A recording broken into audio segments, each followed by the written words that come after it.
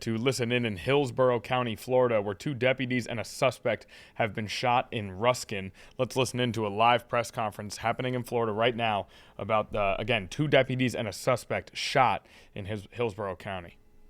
Case says last night that her ex-boyfriend arrives at her house, zip ties her legs, takes a sock, places it in her mouth, and places some tape over her mouth.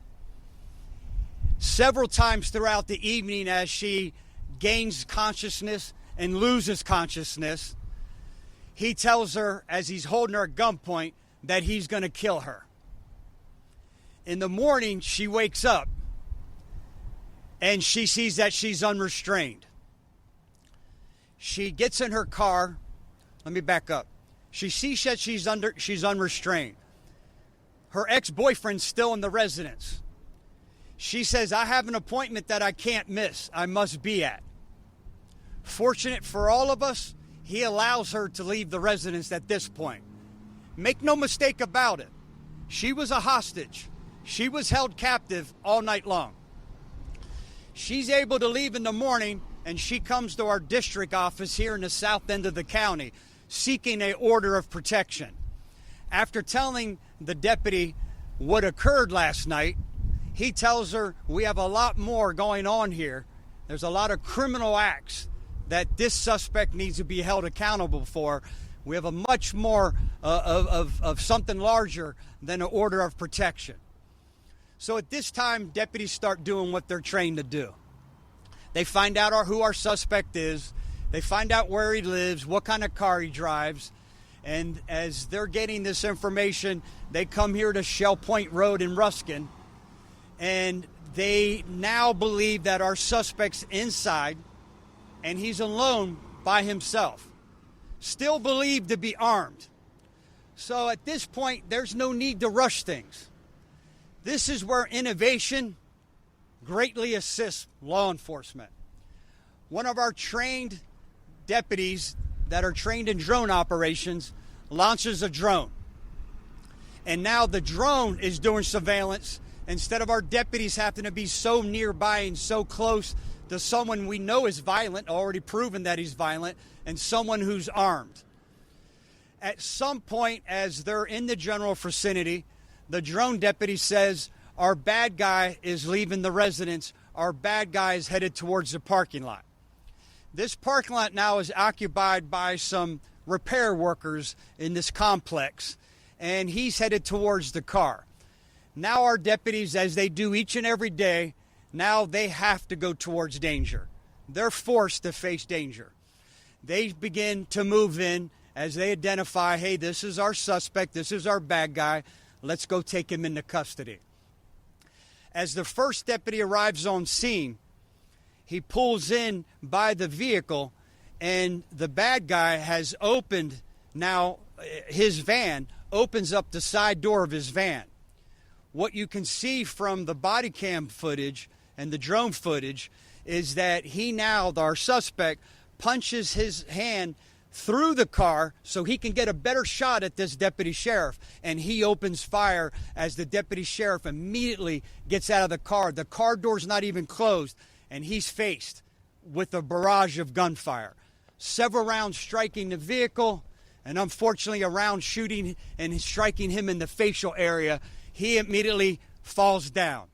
Almost simultaneously as the second deputy's arriving on scene, our suspect opens fire on him. He fires at our second deputy through the vehicle, is shooting now actively into the deputy's patrol car, striking him in the neck. He's never able to even get out of his car. The third deputy sheriff, who I can't commend enough for his heroic action, takes a tactical position from the rear. He gets out. As he's getting out, he sees our suspect firing on the second deputy. He opens fire, returns fire, striking the suspect multiple times. Our two deputy sheriffs were medevaced to Tampa General Hospital, where they're currently undergoing some of the best medical care they can receive in this county, if not in this state. The suspect was also transported to Tampa General Hospital, where he was pronounced deceased because he succumbed to his injuries here today. Our suspect is Chris Machowski. He's 34 years of age. He's a one-time convicted felon back in 2023 for a felony charge of tampering with physical evidence. Our three deputies. Our first deputy who arrived on scene is Deputy Moon. He was the one that was struck in the face. Our second deputy is Deputy Daniels. He was struck in the neck. Both of their families have been picked up by Sheriff's Office personnel and reunited with both of our deputies at Tampa General Hospital. Our third deputy is a very experienced deputy. He has 27 years of experience here, and that's Sergeant Harrison Bashner. Sergeant Bashner, job well done, sir. Because of the training that these deputies undergo in the hot weather, in the rain, time after time, several times throughout the year, is why you saw something textbook play out. Now, you might say, but the deputies were injured. The deputies know the danger that they face when they go to this training, and they willingly accept this responsibility, knowing that whatever they do is to ensure that no one else was injured here today. Our suspect's reign of terror ended today because of the training, the bravery, and heroic actions of each of these deputies.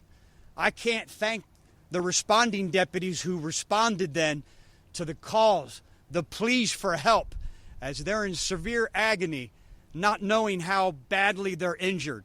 Thank you to every single deputy who's on scene responded to this scene today. I also be remiss if I didn't take a moment to thank the men and women of Hillsborough County Fire Rescue. Our deputies, no doubt, are alive and in better medical condition because of the care that they received under the guidance and medical supervision of Hillsborough County Fire Rescue. Thank you to each and every one of you. What questions can I attempt to answer at this point?